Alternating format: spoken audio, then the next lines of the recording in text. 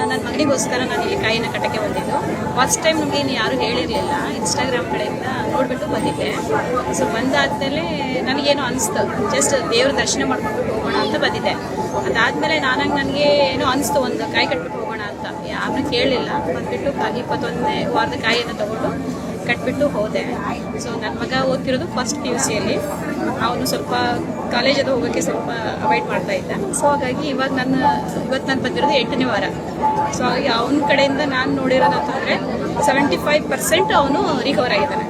ಹಾಗಾಗಿ ಕಾಲೇಜ್ಗೆ ಹೋಗ್ತಿದ್ದಾನೆ. ಆಮೇಲೆ ಹೇಳೋ ಮಾತನ್ನ ಕೇಳ್ತಾ ಇರಲಿಲ್ಲ ಫಸ್ಟ್ ಆಫ್ ಆಲ್. ಸೊ ಹಾಗಾಗಿ ಇವಾಗ ನಾವೇನೇ ಹೇಳಿದ್ರು ಕೇಳೋಕ್ಕೆ ರೆಡಿ ಇದ್ದಾನೆ.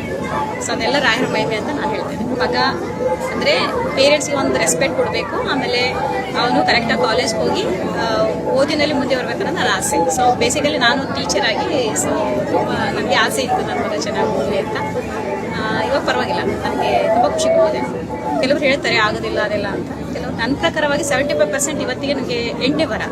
ಸೊ ಹಾಗೆ 75% ನನಗೆ ಖುಷಿ ಕೊಟ್ಟಿದೆ. ತುಂಬ ಚೇಂಜಸ್ ಆಗಿದ್ದಾನೆ. ಏನೇ ಹೇಳಿದ್ರು ವಿರುದ್ಧವಾಗಿ ಮಾತಾಡ್ತಿದ್ದ. ಆಮೇಲೆ ಇನ್ನೊಂದು ಏನಪ್ಪ ಅಂತಂದರೆ ತುಂಬ ಗ್ಯಾಪ್ ಕೊಡ್ತಿದ್ದ, ಕಾಲೇಜ್ಗೆ ಹೋಗೋಕೆ ಗ್ಯಾಪ್ ಕೊಡ್ತಾ ಇದ್ದ. ಇವಾಗ ಪರವಾಗಿಲ್ಲ, ಫುಲ್ ಬಿಹೇವಿಯರೇ ಚೇಂಜ್ ಆಗಿದೆ. ಈ ಒಂದು ಕ್ಷೇತ್ರಕ್ಕೆ ಬಂದಿದ ತಕ್ಷಣ ನಿಮಗೆ ಒಂದು ಪಾಸಿಟಿವ್ ಮನಸ್ತಪನ ನಿಮಗೆ ಕೊಟ್ಟೇ ಕೊಡುತ್ತೆ 100%. ರಾಯರ ಮೇಲೆ ನಂಬಿಕೆ ಇಟ್ಟು ಕಾಯಿ ಕಟ್ಟಿ ಹೋಗಿ, ನಿಮ್ಗೆ ಏನೇ ನಿಮಗೆ ಸಂಕಷ್ಟಗಳಿದೆ ರಾಯರ್ 100% ನಿಮಗೆ ಅದನ್ನು ಸಾಲ್ವ್ ಮಾಡ್ಕೊಡ್ತಾರೆ.